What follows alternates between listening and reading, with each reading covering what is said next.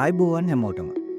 ශ්‍රී ලංකාව කියන්නේ ස්වභාදාමේ අපූරු දායාදන්ගෙන් පිරුණු රටක්. ඔබ දන්නවද? අපේ රටේ මිරිචී ජලාශවල මත්ස්‍ය විශේෂ 90කට අධික සංඛ්‍යාවක් ඉන්නවා. මේ මත්ස්‍ය විශේෂ 90ට අධික සංඛ්‍යාවෙන් 50කට වැඩි ප්‍රමාණයක් ලෝකේ වෙන කොහෙවත් රටක දකින්න ලැබෙන්නේ නැහැ. ඒ කියන්නේ ඔවුන් ශ්‍රී ලංකාවට ආවේනිකයි.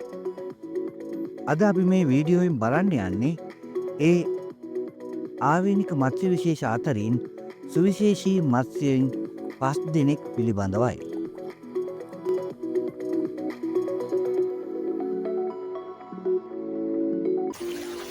අපේ ලැයිස්තුවේ මුලින්ම ඉන්නේ බුලත් හපයා. මේ මාළුවා ලෝකයේ විසිතුරු මත්ස්‍ය වෙළඳපොලේ ඉතාම ජනප්‍රියයි.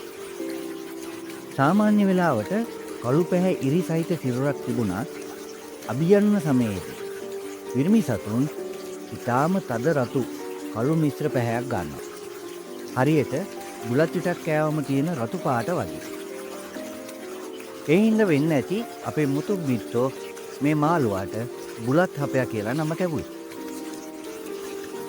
මොවුන් ප්‍රධාන වශයෙන් කළු කැලණි නිල් වලා ගංගා ද්‍රෝණිවල සෙවන සහිත සිසිල් දිය පාරවල් වල ජීවත් වෙනවා.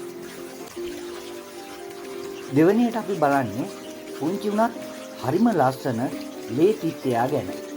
මොවුන්ගේ මුළු ශරීරයම තද රතු පැහැති. විදේශිකයින් අතර මේ මාළුවා චෙරි ග්‍රාෆ් විදියට හඳුන්වනවා.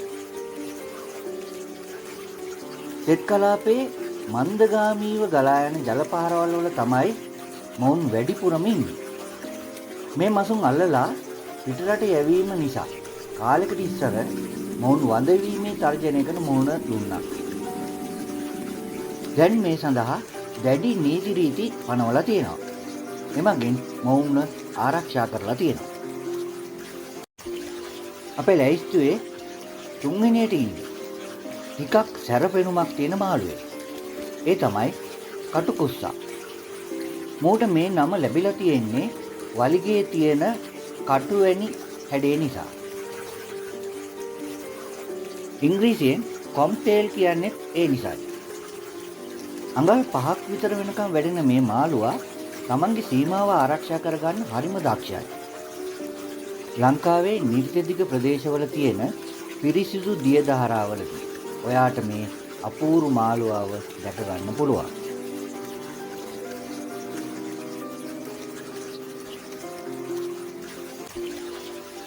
දැන් අපි කතා කරන්නේ ලංකාවේ ඉන්න දුර්ලභම මාළුවෙක් ගැන.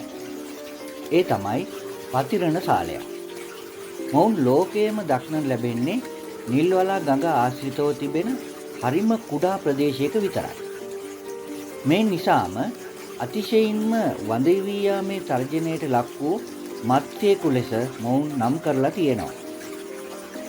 මොවුන්ගේ සිරුරේ තියෙන නිල් පාට ඉරි රටාව හරිම ආකර්ශනීයයි.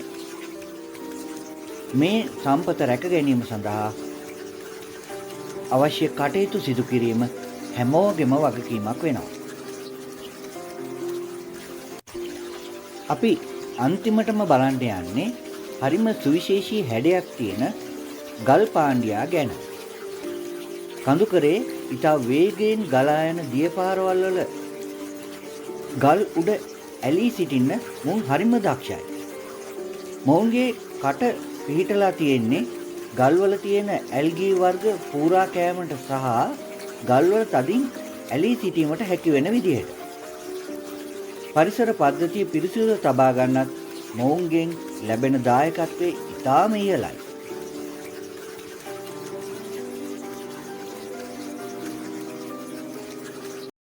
මේ අපි අද කතා කළේ මත්ස්‍යයන් කීප දෙනෙක් ගැන විතරයි. වැලි ගොඩ දැමීම්, කැලෑ කැපීම් සහ ජලයට විෂද්‍රව්‍ය එකතු කිරීම නිසා මේ අහිංසක මසුන්ගේ නිවහන් අද විනාශ වෙමින් පවතිනවා. මේ සොබාදාමේ දායාදයන් මතු පරපුරටත් ඉතිරි කරන්න අපි අදම පෙළ ගැසෙමු. ඔබ ප්‍රදේශයේ දක්නට ලැබෙන මේ වගේ ලස්සන මසුන් කවුද? පහලින් කමෙන්ට් කරන්න. මේ වීඩියෝ එක වටිනවා කියලා හිතෙනවා නම් ලයික් කරන්න. යාළුවන්ටත් බලන්න ෂෙයා කරන්න. තවත් මෙවැනි වීඩියෝකින් නැවතත් හමුවෙමු. එහෙමනම් ගිහිල්ලා එන්නම්. සුබ දවසක්. ආයුබෝවන්.